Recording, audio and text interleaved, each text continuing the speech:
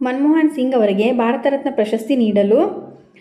ನಮಸ್ಕಾರ ಸ್ನೇಹಿತರೆ, ಉಪಯುಕ್ತ ಮಾಹಿತಿ ಚಾನಲ್ಗೆ ಸ್ವಾಗತ.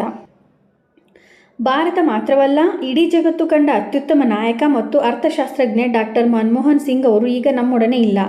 ಆದರೆ ಮನಮೋಹನ್ ಸಿಂಗ್ ಅವರು ಮಾಡಿರುವ ಸಾಧನೆ ಮತ್ತು ಸಮಾಜಕ್ಕೆ ನೀಡಿರುವ ಕೊಡುಗೆ ಎಂದೆಂದಿಗೂ ಮರೆಯಲು ಅಸಾಧ್ಯ. ಹೀಗೆ ಶತಕೋಟಿ ಭಾರತೀಯರ ಹೆಮ್ಮೆ ಮನಮೋಹನ್ ಸಿಂಗ್ ಅವರಿಗೆ ಭಾರತ ರತ್ನ ಪ್ರಶಸ್ತಿ ನೀಡಲು. ಅದು 1932 ಸೆಪ್ಟೆಂಬರ್ 26. ಆ ದಿನ ಭಾರತದ ಆರ್ಥಿಕತೆಯ ಲೆಜೆಂಡ್ ಮನಮೋಹನ್ ಸಿಂಗ್ ಅವರು ಜನಿಸಿದ್ದರು. ಆಗಿನ್ನೂ ಭಾರತ ಮತ್ತು ಪಾಕಿಸ್ತಾನ ಬೇರೆ ಬೇರೆ ಆಗಿರಲಿಲ್ಲ.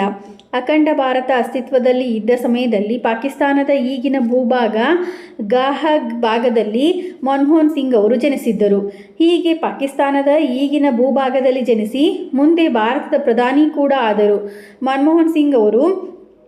ಹೀಗಿದ್ದಾಗಲೇ ಮನಮೋಹನ್ ಸಿಂಗ್ ಅವರಿಗೆ ಭಾರತ ರತ್ನ ಪ್ರಶಸ್ತಿ ನೀಡಲು 1991 ಸಮಯದಲ್ಲಿ ಭಾರತ ಆರ್ಥಿಕ ಮುಗ್ಗಟ್ಟಿನಲ್ಲಿ ಸಿಲುಕಿದ್ದ ಸಮಯದಲ್ಲಿ ಭಾರತೀಯ ಅರ್ಥವ್ಯವಸ್ಥೆ ರಕ್ಷಣೆ ಮಾಡಿದ್ದೇ ಮನಮೋಹನ್ ಸಿಂಗ್ ಅವರ ಪಾಂಡಿತ್ಯ.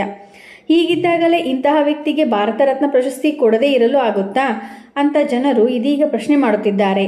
ಅಲ್ಲದೆ ಮನಮೋಹನ್ ಸಿಂಗ್ ಅವರಿಗೆ ಭಾರತ ರತ್ನ ಪ್ರಶಸ್ತಿ ನೀಡಲು ಇದೀಗ ದೇಶದ ಮೂಲೆ ಮೂಲೆಯಲ್ಲೂ ಕೂಗು ಕೇಳಿ ಬರುತ್ತಿದೆ.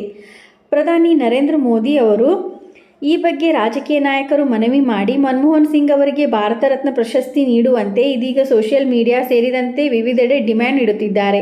ಮತ್ತೊಂದು ಕಡೆ ಈಗಾಗಲೇ ಅಂತಿಮ ವಿಧಿವಿಧಾನಕ್ಕಾಗಿ ಸಿದ್ಧತೆ ನಡೆಸಲಾಗಿದ್ದು, ಮನಮೋಹನ್ ಸಿಂಗ್ ಅವರಿಗೆ ಭಾರತ ರತ್ನ ಪ್ರಶಸ್ತಿ ನೀಡುವ ಬಗ್ಗೆ ಕೆಲವೇ ದಿನಗಳಲ್ಲಿ ಅಂತಿಮ ನಿರ್ಧಾರ ಹೊರಬೀಳುವ ನಿರೀಕ್ಷೆ ಇದೆ.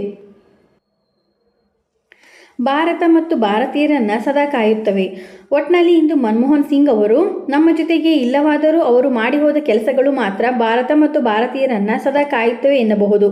ಭಾರತದ ಆರ್ಥಿಕತೆ ಸುಧಾರಣೆಯಲ್ಲಿ ಮಹತ್ವದ ಪಾತ್ರವನ್ನು ವಹಿಸಿದ್ದ ಮಾಜಿ ಪ್ರಧಾನಿ ಮನಮೋಹನ್ ಸಿಂಗ್ ಭಾರತ ಕಂಡ ಅತ್ಯಂತ ಶ್ರೇಷ್ಠ ಆಡಳಿತಗಾರ ಎಂಬ ಬಿರುದು ಕೂಡ ಪಡೆದಿದ್ದರು. ಆಧುನಿಕ ಭಾರತದ ಅಭಿವೃದ್ಧಿಗೆ ಮೂಲವಾದ ಖಾಸಗೀಕರಣ, ಉದಾರೀಕರಣ ಮತ್ತು ಜಾಗತೀಕರಣಕ್ಕೆ ಚಾಲನೆ ನೀಡಿದ್ದೇ ಮನಮೋಹನ್ ಸಿಂಗ್ ಅವರು. ಇದೇ ರೀತಿ ಮಾಹಿತಿಗಾಗಿ ನಮ್ಮ ಚಾನಲನ್ನು ಸಬ್ಸ್ಕ್ರೈಬ್ ಆಗಿ ಮತ್ತು ಶೇರ್ ಮಾಡಿ. ಧನ್ಯವಾದಗಳು.